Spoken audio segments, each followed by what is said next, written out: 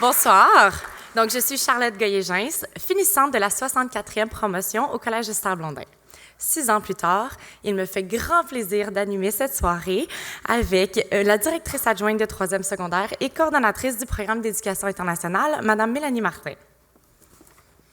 Bonsoir à tous, membres du CA, du comité de parents, membres de la direction, enseignants, parents et chers diplômés. Je vous remercie d'être présents à cette soirée bien spéciale. Chers diplômés, heureuse de vous revoir.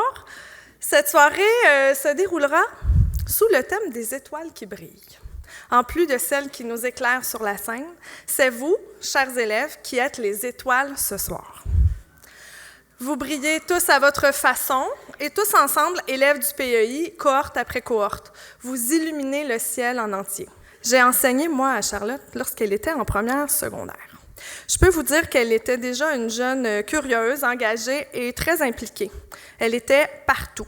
Leader, ministre dans le gouvernement des élèves. Elle a fait le voyage au Pérou avec Rosalina.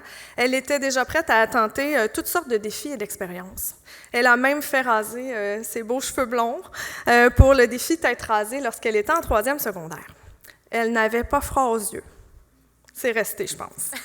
C'est une touche-à-tout depuis toujours. Elle a déjà cumulé plusieurs expériences, des plus variées. Elle a été ambassadrice de l'Université de Montréal, où elle a aussi fait un stage à l'Assemblée nationale à Paris. Justement, en lien avec ça, j'aimerais ça, Charlotte, que tu nous parles de ton projet personnel de l'époque. Oui, bien, mon projet personnel, au-delà du travail que vous savez que ça représente, ça a été un moment très marquant pour moi parce que ça a été aussi le début de mon implication en politique. Ce travail, ça a été une opportunité en or pour moi de contacter 14 personnalités québécoises dont le parcours m'intriguait. Il y en a plusieurs que vous connaissez, dont Denis Coderre, Gilles Duceppe ou même la députée de Joliette, Véronique Yvon. Ils m'ont inspirée parce que mon but, c'était de comprendre leur motivation, de leur engagement citoyen. Ils ont commencé tous à des âges variés et ça m'a donné à mon tour envie de faire ma part. Et voilà, c'est comme ça que j'ai commencé mon implication.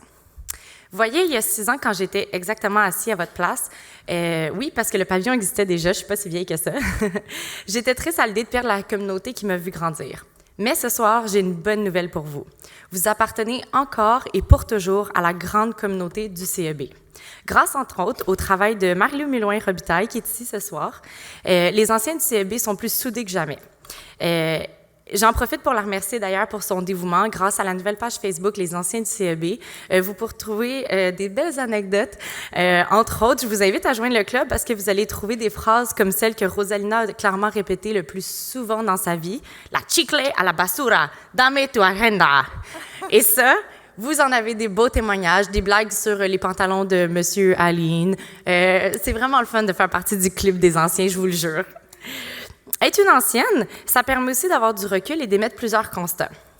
Dès l'arrivée au cégep, on s'aperçoit que les nombreux travaux, dont le rapport du PP, nous ont permis de développer une bonne capacité de rédaction, une compétence que moi-même j'utilise tous les jours et qui est même devenue mon gagne-pain en travaillant en communication. On remarque aussi que les relations avec nos éducateurs après le secondaire sont beaucoup plus impersonnelles.